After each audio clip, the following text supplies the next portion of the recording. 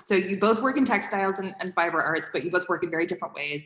So I'm wondering, let's just talk through your technique, your process, and just baby step us through the whole thing.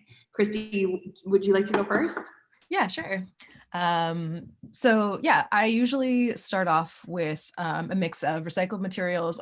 Sometimes I'll buy new materials, but it's usually, a lot of the times I'll get them from companies like Fab Scrap, who recycles materials from the garment industry. Every now and then I just really love working with raw silk. And so that's one material where I'm just like, I just love it. I'm going to go ahead and get myself some raw silk. But usually starting with that, some of the fabrics I will over dye with natural dyes. Some of them I just use in their original form. And then there's usually a process of either embroidering those fabrics, appliquing those fabrics, using a variety of different sort of surface embellishment techniques to tell a story, or if it's a garment, to give it texture, to give it a little bit more liveliness. And a lot of the times the pieces end up getting dyed again, or it becomes this kind of longer term evolution and kind of layering of different techniques in a way that is intended to sort of bring together the initial sort of combining and melding together the initial piece that it existed as, and also the process of creation, and then its final form, and kind of allowing all those stages of the work to be highlighted in its final evolution. Yeah. Amazing. And Sariah, how about you? You want to talk us through the process? Yeah, I mean, the whole body of work that you see in the gallery, I mean, that's all made from existing materials from my own archive. Like I mentioned, a lot of my work was damaged from Hurricane Irene, and then whatever I had left was like further damaged from the hurricane. But even in the damaged state, I still saw value in those materials, and I held on to them for many years, and I've restricted myself to only using those materials. Like I don't buy anything new as far as fabrics or textiles. So I'm really limiting myself to my materials, to what I already have, and working with those. So I've developed these like 2 series of work. There's like the printing with waste series, and there's the weaving with waste.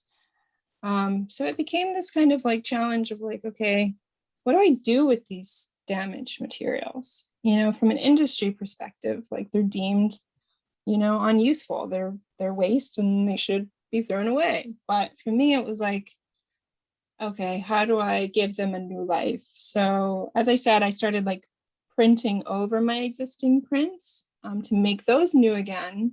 But from the flooding, there was like a portion of the textile that was like really, really damaged, like all the dyes and everything had mixed together. And so I started cutting those pieces off. And like, as I was cutting them off, like they were kind of like just falling down into these piles, these like beautiful piles, these strips of fabric.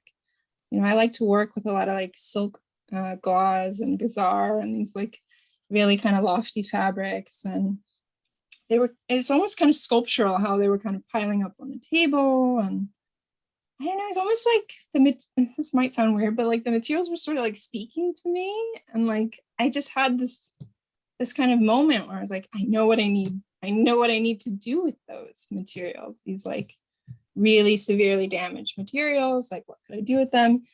So I started printing with those waste materials. And yeah, a lot of the works that you see in the gallery are from those materials that were, deemed totally unusable. And then I was able to create this like new body of work from those pieces. And it had a lot of significance for me, especially because I feel like textiles are so overlooked in our society. I mean, we wear them every day on our bodies. They surround us in our homes. Like, people don't really look at them. They don't really look at how much labor went into it. And they don't see the whole process of, the shearing of the sheep and, the combing and the carding and the cleaning and the spinning and the weaving that went into that textile. So what I think is interesting about the Printing with Waste series, is calling attention not only to waste in the industry, but also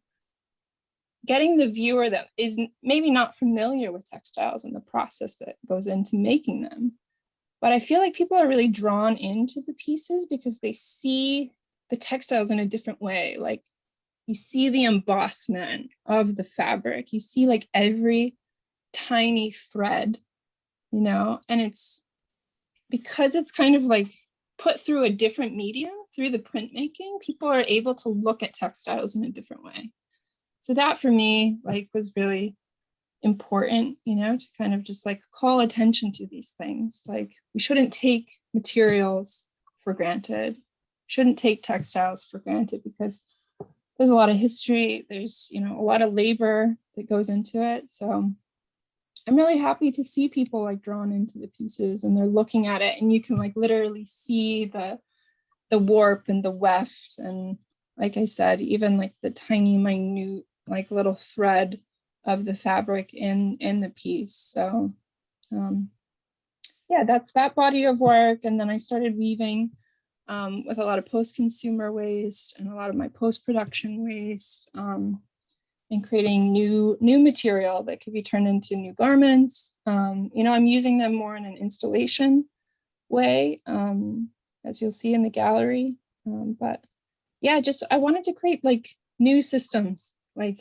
the overprinting on top of the existing printing, the reweaving of the post-consumer waste materials into new materials, just to give people the ideas of like, it can keep going. The life cycle of these materials can keep going.